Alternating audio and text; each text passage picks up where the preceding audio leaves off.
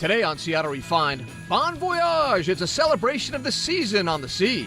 It was easy just to walk right on and check in and just get a boarding pass and sit right down. Find out how you can win a trip for four to enjoy some old-fashioned holiday fun.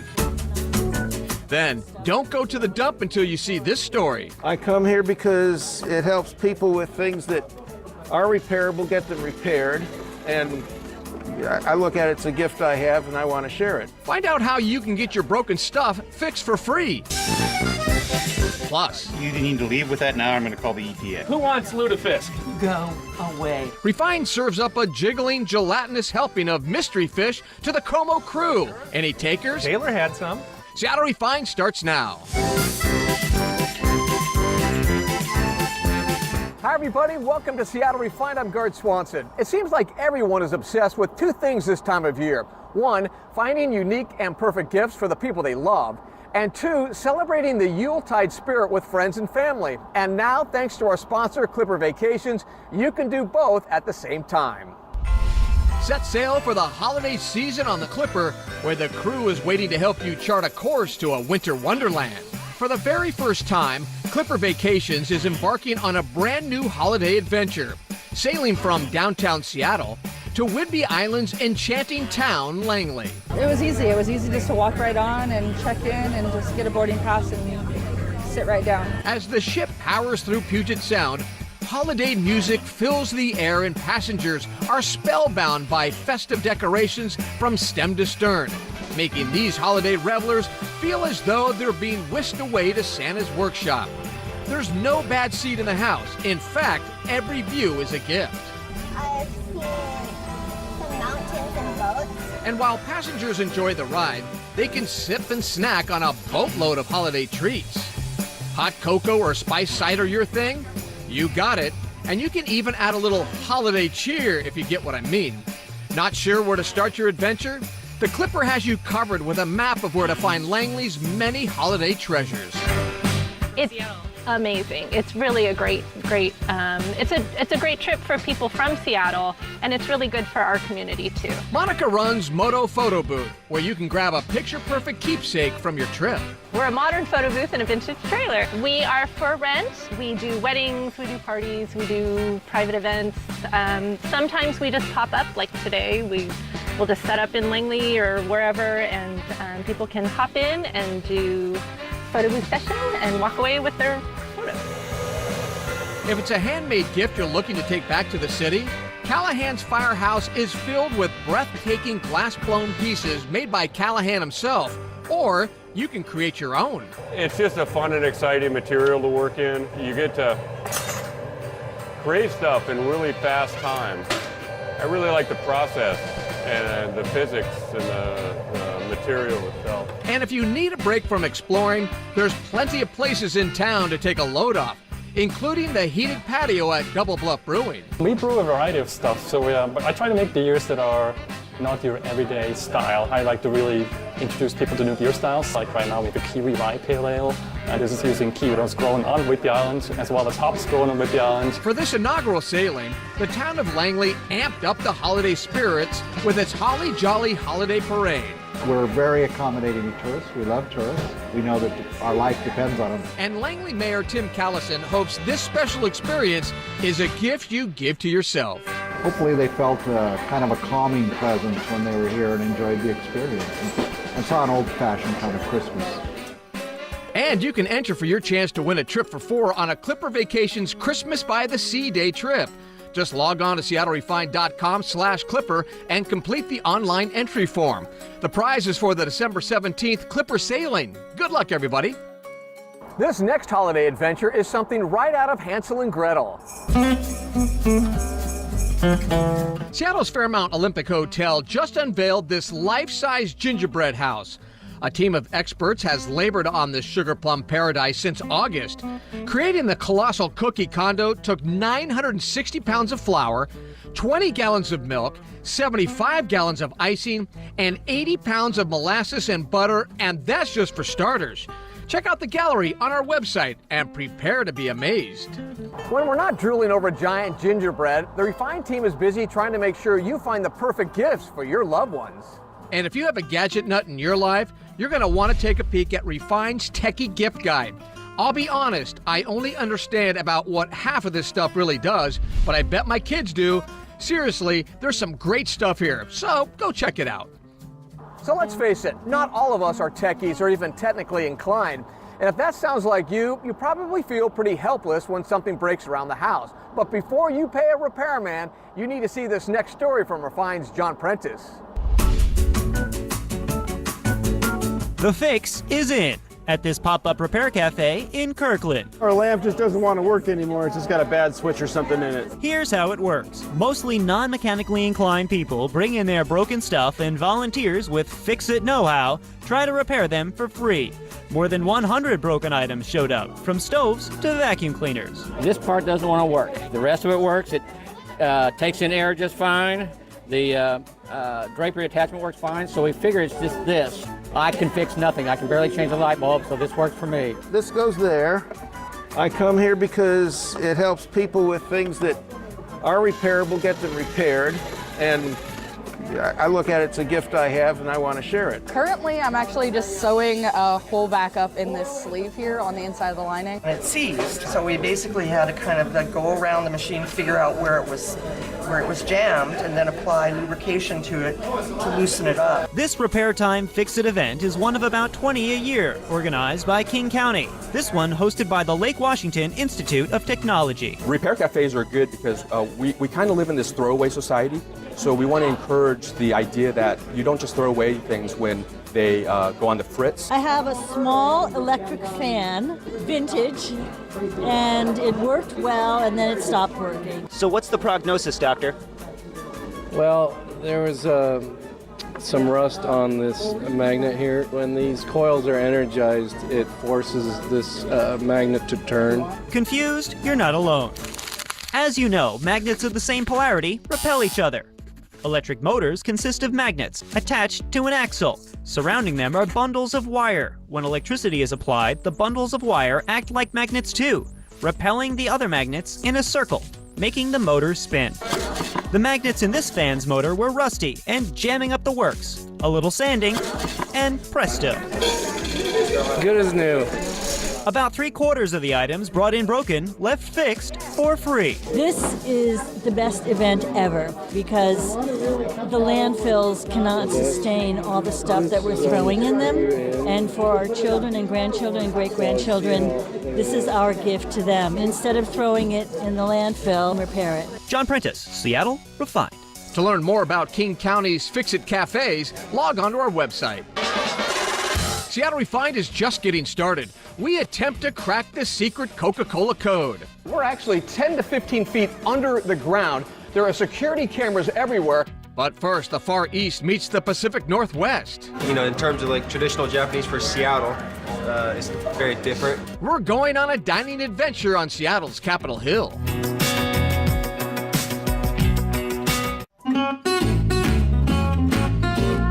Welcome back to the show. I'm Gard Swanson. Seattle's reputation as a foodie paradise just keeps growing.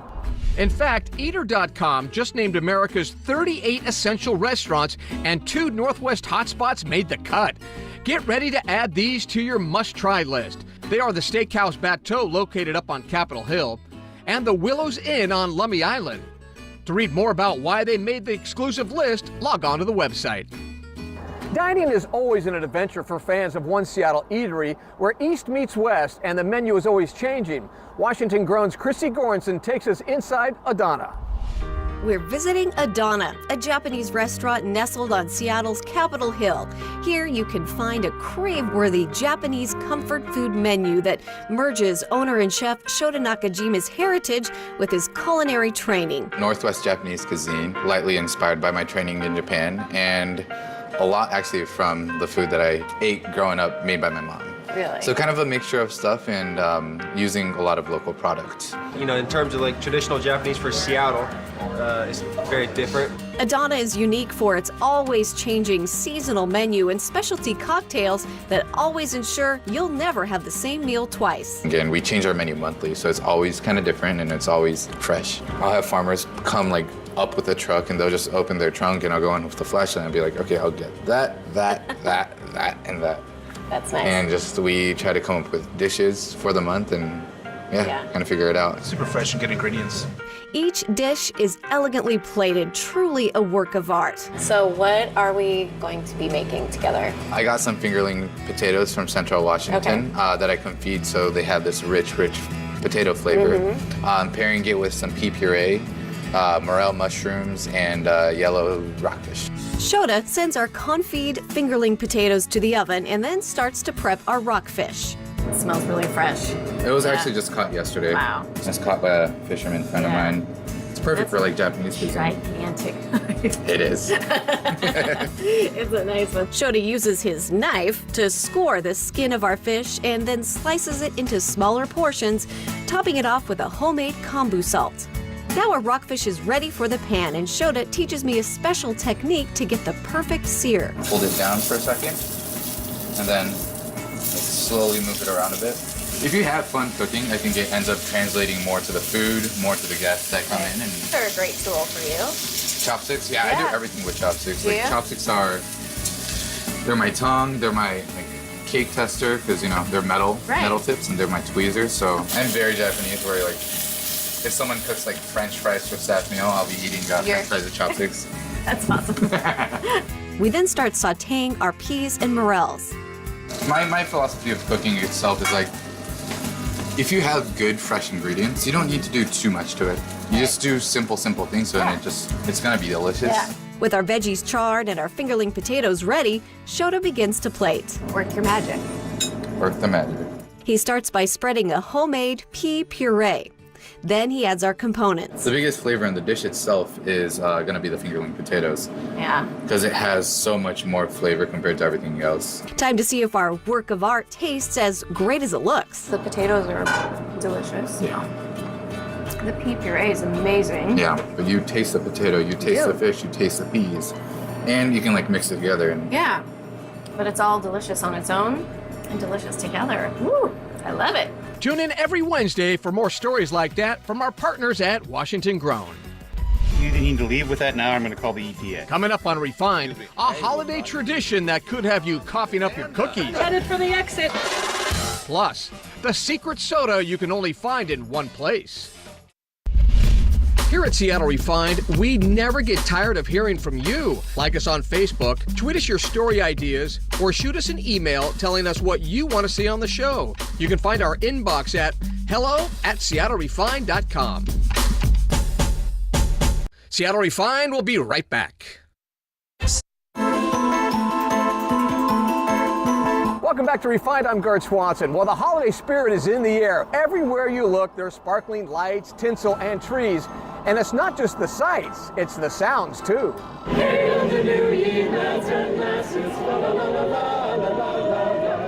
Carolers of every age, shape, and size converged on Westlake Center for the Great Figgy Pudding Caroling Competition. It's the 32nd year crooners have put on festive costumes and sung their hearts out. If you missed out, not to worry. There's a complete gallery on our website. For families all across Western Washington, the holidays are a time to celebrate their Scandinavian heritage. But as Como Radio's Jeff Pogula discovered, there's one Norse tradition that definitely is an acquired taste. Well, with a name like Pogula, all those extra letters, you'd think I'd be Scandinavian, right? Well, I am. So, we're here at Scandinavian Specialties in Ballard. Let's go find something interesting.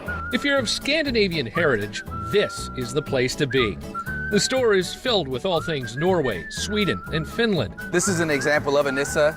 The idea behind the Nisse was that they were mischief makers in some senses, but they also helped make Christmas work out. They might come and steal some of your ummergrøt or some of your porridge, but they also might make sure that some of the gifts came through in the right way. So they kind of play both roles. We have everything here. Chocolate, herring, anything you want. And there's even plenty of Scandinavian food. Everything in this meat case we make here ourselves using really old Norwegian recipes. This, for instance, is a leg of lamb that is salt cured. It kind of is. And you'd probably be hurt if I hit you with it. And then another favorite is this blood sausage, which we cut into little pieces here. But the star attraction is, of course,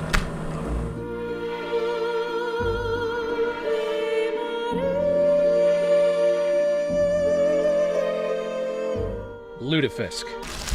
So we've got lutefisk here, a traditional Norwegian way to prepare codfish and to preserve it for a long time. And it looks basically like jello-y fish. So you can still see that it was at one point a fish. It's made by taking codfish fillet that you dry in the summer sun. Then you soak it in a mixture of water and lye. Then it's soaked for a while after that to sort of remove some of the poisonous elements of the soapy lye. And then often baked or poached. There is a myth about St. Patrick. He tried to poison the Vikings by presenting them lutefisk, and they actually enjoyed it so much that it became a traditional food for them. But instead of attempting to poison the Vikings, I figured I'd try to poison my coworkers. Morning, guys. Hello. Hello. Who wants lutefisk? Go away. No, Tom Humphrey, You'll though. have to excuse me. I will not eat lutefisk. Amanda. I'm headed for the exit. It smells like a toilet at a mall. Don't get it too close to me. You need to leave with that now. I'm going to call the EPA. How about Taylor Van Sice here, sitting at the editor's desk? I know you've got Scandinavian heritage. You want some of the lutefisk? For the folks back in Lillehammer, not everything's lost. I didn't barf. Merry Christmas, Jeff. You want lutefisk? No, I do not. You sure? No. Taylor had some. Taylor's special. Jeff Pogela, Seattle Refined. Does your family have a holiday food tradition that's hard to swallow? We want to hear about it. Drop us a line at hello@seattlerefined.com. We'll be right back.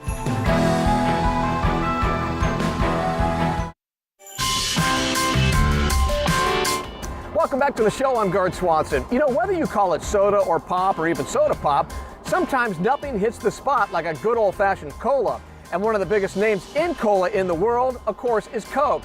So when I learned there was a museum celebrating all things Coca-Cola, I hightailed it to Atlanta to check it out. Coca-Cola was made in the year 1886.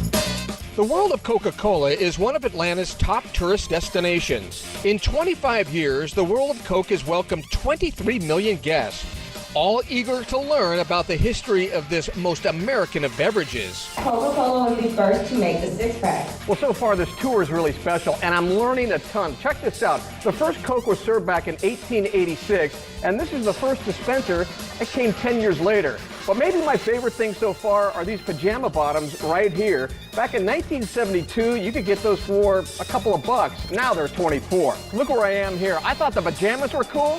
This is the vault. This is where they have the secret recipe. Let's go find out.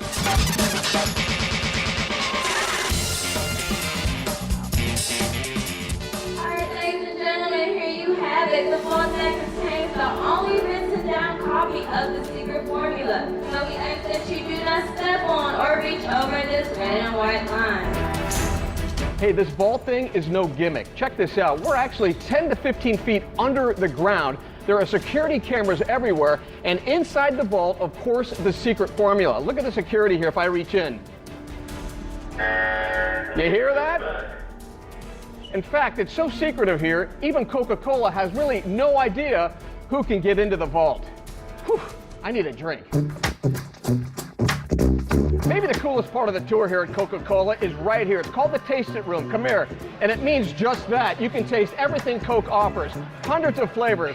Look, from Japan, Thailand, China. But maybe the one thing you have to try, you can only get it here in Atlanta, nowhere else in the world. It's called the Beverly. Follow me here. Again, nobody else. Hello, fellas. It's called the Beverly. And I've never tried it before. Again, you can only get it here in Atlanta. Wow, that's got some pop to it. Woohoo! I'd describe it as grapefruit soda on steroids. Not my favorite. One last thing to do on the Coca-Cola tour, I had to get a selfie with the polar bear. How you doing, my man? Good to see you. Okay, ready to go? And got it. Hey, real quick, do you know the code to the secret vault? Good, come on, let's go. If you're planning a trip to Atlanta and want to check out the world of Coca-Cola, you can find more info on our website.